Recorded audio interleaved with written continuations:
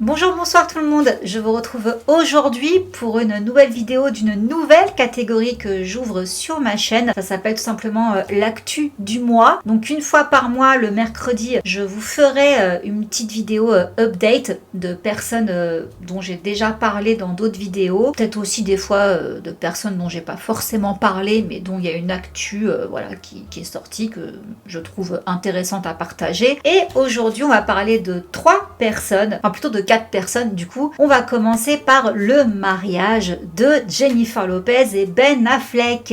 Oui! Car oui, dans ma dernière vidéo, je vous avais parlé d'eux, mais on s'était arrêté aux fiançailles. On attendait le mariage en croisant les doigts que cette fois-ci, il est enfin lieu. Eh bien oui, ils se sont dit oui, pour le coup, le 16 juillet dernier à Las Vegas, 9 ans jour pour jour après le divorce de Ben Affleck d'avec Jennifer Garner. Donc ça y est, 20 ans plus tard, ils se sont enfin mariés. Ils sont partis en lune de miel à Paris, où ils sont arrivés le 21 juillet. Et là, tous les paparazzi étaient sur place, au taquet. On les a vus partout, en photo, en vidéo. Ils ont été matraqués. Donc on les a aperçus dans les rues de Paris, à l'Arc de Triomphe, au musée du Louvre, au musée d'Orsay, dans le Marais. Ils ont fait une balade sur la Seine. Bref, on a vécu la lune de miel avec eux sur les réseaux sociaux. Franchement, c'était pas très cool, je trouve. Ils étaient avec leurs enfants. À leur retour à Los Angeles, il y a des proches de Ben qui disent que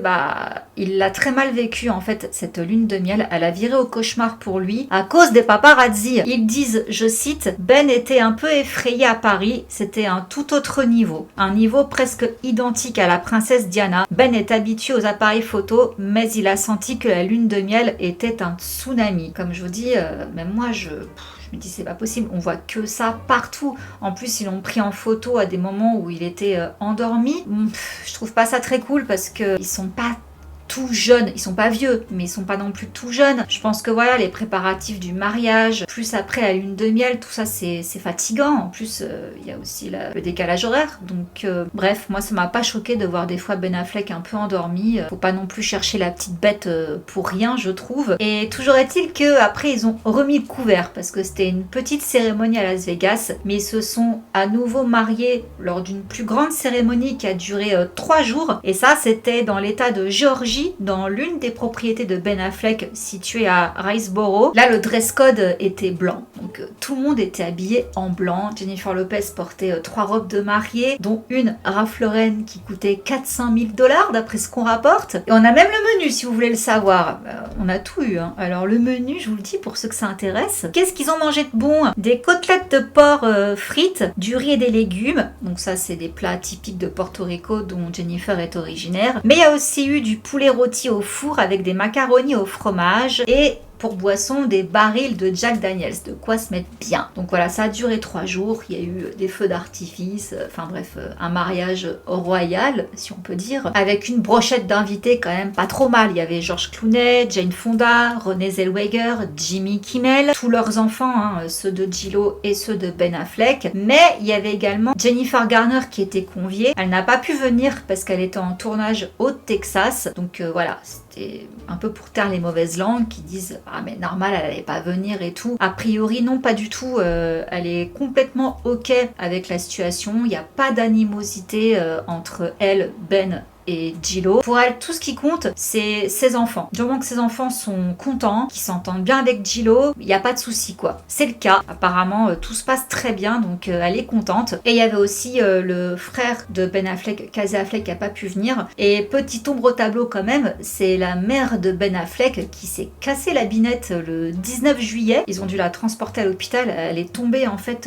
d'une balustrade de la maison. Bon, plus de peur que de mal, ça va. Mais voilà. Ils se sont mariés 2 fois, donc souhaitons-leur tout le bonheur du monde. Maintenant, parlons d'Ezra Miller. Alors, souvenez-vous d'Ezra, il y avait eu tellement de problèmes avec lui, des accusations d'abus, de harcèlement, bref, de plein de choses. Il y avait encore eu des choses après la vidéo que je vous avais faite. Par la suite, ce qui s'est passé, c'est qu'il a fréquenté une femme qui tenait une ferme, en fait, qui vivait dans une ferme, pardon, avec ses 3 enfants. Et d'après cette femme, Ezra, était venu la soutenir parce qu'elle avait un ex-conjoint violent, donc il était juste venu lui rendre service, sauf que le père des enfants a sorti une toute autre version à la presse en disant que c'était une situation chaotique et dangereuse. Donc qui croire? Toujours est-il qu'en tout cas pour la mère, il n'y a pas de souci. Au contraire, Ezra l'aide, elle et ses enfants, dans leur guérison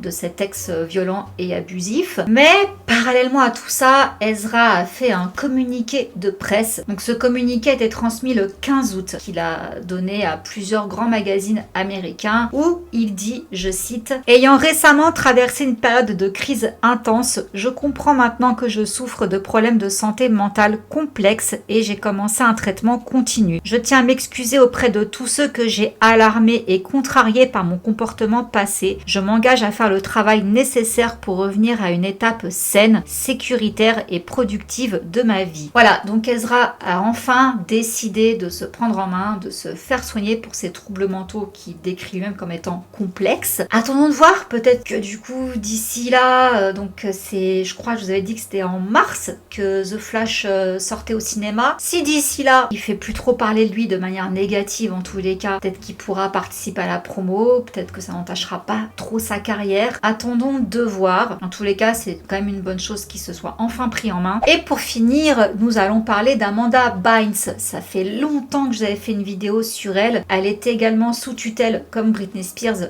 depuis 2013. Donc c'était ses parents qui s'occupait d'elle, et bien la tutelle a été levée le 22 mars dernier. Donc elle a partagé la nouvelle sur Instagram. Ça y est, c'est fini. Elle est enfin libre et indépendante. Elle remercie ses fans, elle remercie ses parents. Elle dit qu'elle a travaillé dur pour améliorer sa santé afin de pouvoir vivre et travailler de manière indépendante. Elle va continuer à faire de son bien-être une priorité dans ce prochain chapitre de sa vie. Et elle est très enthousiaste quant à ses projets à venir, notamment sa ligne de parfum qu'elle a hâte de nous dévoiler prochainement. Ça, c'était la bonne nouvelle. Rappelez-vous, elle avait un compagnon qu'elle avait rencontré aux Alcooliques Anonymes. Ça a été un petit peu encore en dents de scie entre eux cet été. Il y a carrément la police qui a dû débarquer. Amanda en a parlé sur son nouveau compte Instagram le 27 avril, où elle dit qu'en fait son conjoint lui avait pris ses médicaments, il a pété un plomb, il a saccagé la maison de sa mère, donc il a cassé toutes ses photos, il a mis du saumon sous son lit et elle affirme donc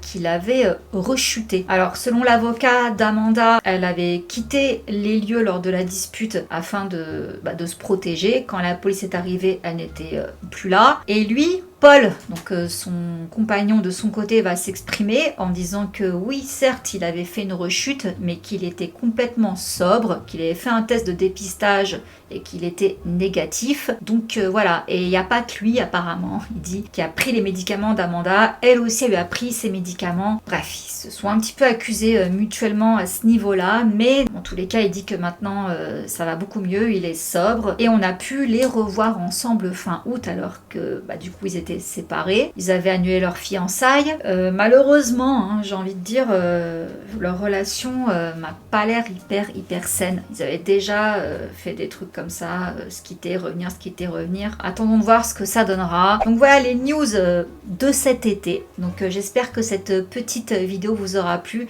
C'est pas un format qui est fait pour être très long, c'est juste voilà vous donner des petites news de célébrités qu'on a traitées ces derniers mois. Donc je vous dis rendez-vous le mois prochain pour cette nouvelle rubrique. J'espère qu'elle vous plaît. N'hésitez pas à me dire en commentaire ce que vous en pensez. En tous les cas, moi je suis contente d'avoir ouvert cette rubrique parce que vous êtes souvent à me demander alors qu'est-ce qui s'est passé depuis cette vidéo, il en est où, elle en est où, il s'est passé quoi. Voilà, j'espère que ça vous fait plaisir.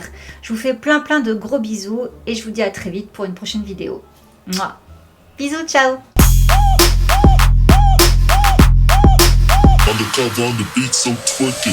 Like.